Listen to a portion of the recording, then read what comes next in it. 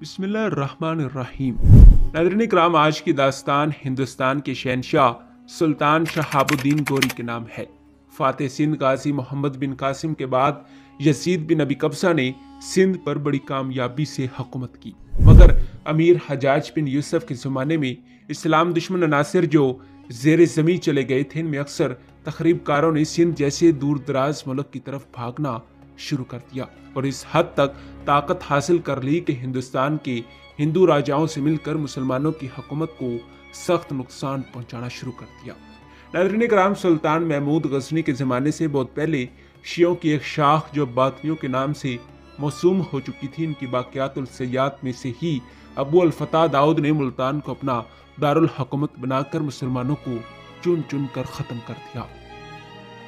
नाज़रीन इकराम, हिंदुस्तान में मुस्तकिल सल्तनत इस्लामिया की बुनियाद अल्लाह ताला ने सुल्तान शहाबुद्दीन गौरी के हाथों रखी। नाज़रीन इकराम, सुल्तान मोहम्मद गौरी के हिंदुस्तान पर हमलावर होने की वजह बयान की जाती है। कहा जाता है कि वह एक साहिब असम इंसान था। इसने खुद को पंजाब के इलाके का जो दौलत गजनिया का एक हिस्सा समझा जाता था वारिस ख्याल किया। अलावा बरीन के वो पंजाब के वाली खुसरू मलक और मुल्तान के करामतियों को शिकस्त दे। मुसलमान होने के बाद इसकी ख्वाहिश थी कि वो हिंदुस्तान पर चढ़ाई करे और वहाँ इस्लाम की इशाअत करे। नाज़रीन इकराम, 1175 में मोहम्मद गौरी ने मुल्तान पर हमला करने के लिए हिंदुस्तान से यलगार की। मुल्तान के संदीक को बासानी शिकस्त दे दी गई और मुल्तान पर कब्जा हो गया और एक रासिक अकीदा मुसलमान को मुल्तान का वाली मुकर्रर कर दिया गया। नाज़रीन इकराम, सुल्तान मोहम्मद गौरी ने गुजरात में वगेल खानदान के राजा भीम सानी की हुकूमत के सदर मुकाम अनहलवाड़ पामलन पर भी हमला किया, ताहम इसे शिकस्त हुई और इसे पसपा होना पड़ा। इस पसपाई से साखरे सुल्तानी को इस कदर नुकसान पहुंचा कि पेशकदमी की मेहनत इसके सामने गिर्द होकर रह गई और गजनी पहुंचने वाली फौज असल फौज का अशरे अशीर भी न थी। नाज़रीन इकराम, मोहम्मद गौरी खुश नसीब था कि अपनी शिकस्त खोरदा फौज को सलामत लेकर गजनी पहुंच गया। नाज़रीन इकराम, 1179 ईस्वी में इसने पेशावर पर हमला किया और इसे फतह कर लिया। 1185 ईस्वी में मोहम्मद गौरी ने पंजाब पर दोबारा हमला किया। 1186 ईस्वी में मोहम्मद गौरी ने एक बार फिर पंजाब का कसद किया और लाहौर का मुहासरा कर लिया। नाज़रीन इकराम, ये दुरुस्त है कि मोहम्मद गौरी पंजाब, मुल्तान और सिंध पर काबिज हो चुका था।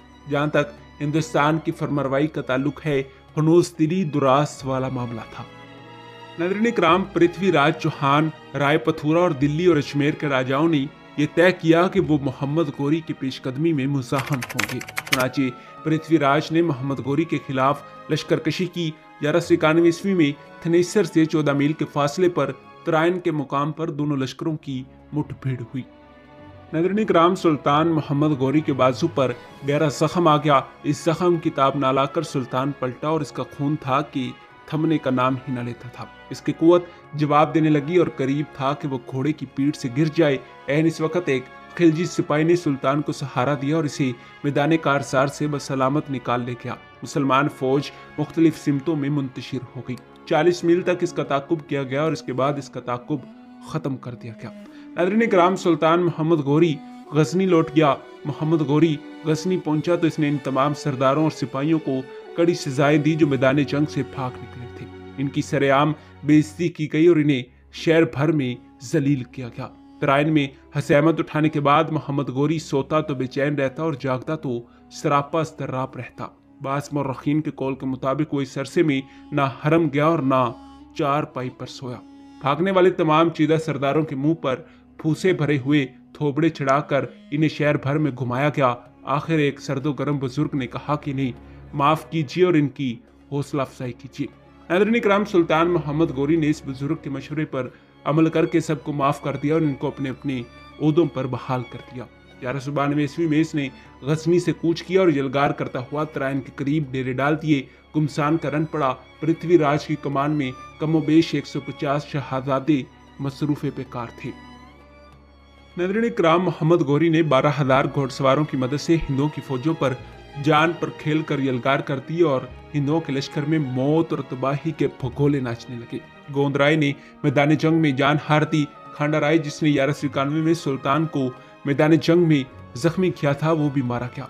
पृथ्वीराज का दिल टूट गया, अपने हाथी से उतरा और भागने की कोशिश की, मगर मौसे सरमोती के करीब गिरफ्तार हो गया।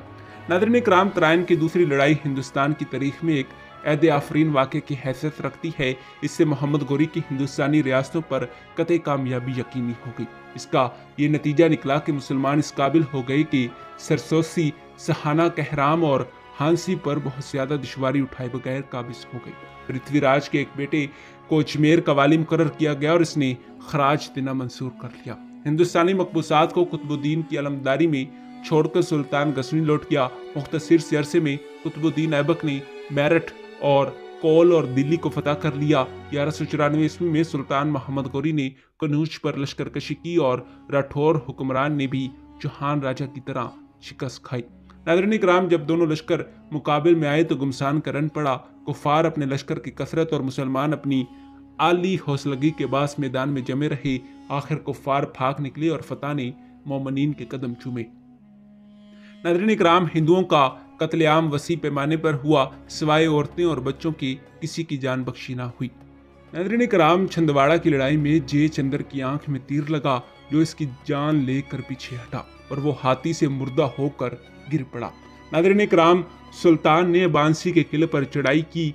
आंसी ज़ेरे नगी आ गया और खजाइन पर भी सुल्तान का कब्जा हो गया। 1197 ईस्वी में ऐबक ने बदायूं पर कब्जा कर लिया। कनूज और चंदवाड़ा भी दोबारा ज़ेरे नगी लाई गई। इसने मालवा को भी रौंद डाला। 1202 ईस्वी में ऐबक ने कलिंजर पर चढ़ाई की। इस तरह कलिंजर, महोबा और खजूरा पर भी कब्जा हो गया। नाज़रीन इकराम, हिंदुस्तान में जब इस तरह के हालात का दौर दौरा था, मोहम्मद गोरी के मुल्क पर तुर्कों ने हल्ला बोल दिया। 1204 ईस्वी में आंद खौन के मुकाम पर इसके कायम मुकाम को वो शिकस्त हुई जिससे हिंदुस्तान में इसकी अस्करी साख बर्बाद होकर रह गई। नाज़रीन इकराम, हिंदुस्तान में मोहम्मद गोरी के कत्ल हो जाने की अफवाहें उड़ गई।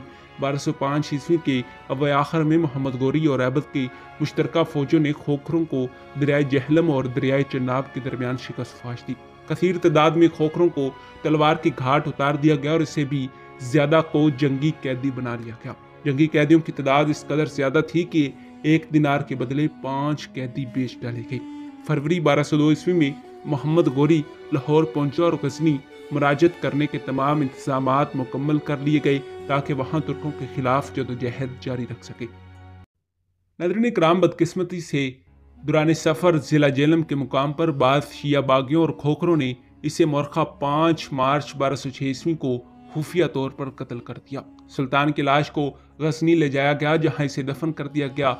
सर डैबलो ने लिखा है कि सुल्तान महमूद गजनी की तरह मोहम्मद गोरी को इस्लाम का बज़ोए शमशीर जन तो नहीं कहा जा सकता, अलबत्ता वो अमली फातिह ज़रूर था। इसकी दूर दराज की मुहिमात की गायत मंदर नहीं बल्कि दारुल हुकूमत होते थे। नाज़रीन इकराम, मोहम्मद गोरी के ज़माने से लेकर 1857 ईस्वी की आफत तक दिल्ली के तख्त पर हमेशा मुसलमान ताजदार ही जलवा अफरोज रहे। हिंदुस्तान में सल्तनत इस्लामिया के बानी एक अजीम मुसलमान फौजी जर्नैल फातेह था, जिसके दम कदम की बरकत से 650 साल से ज़्यादा अरसा मुसलमान पूरे बरसगीर के हुक्मरान रहे। आसमान तेरी लाद पर शबनम अफशानी करे, हालात की अजीब सितम ज़रीफ़ी है कि बरसगीर में सल्तनत इस्लामिया का बानी बाज़ंतीनी शियों के हाथों कत्ल हुआ और बरसगीर का आखिरी मुजाहिद सुल्तान टीपू शहीद भी शिया साजिशों के हाथों ही शहीद हुआ। जी हाँ नाज़रीन इकराम, यही हमारी आज की वीडियो का मौजू था। उम्मीद है कि आपको वीडियो पसंद आई होगी। मिलते हैं ऐसी ही नई वीडियो के साथ, तब तक दीजिए इजाज़त। खुदा हाफिज़।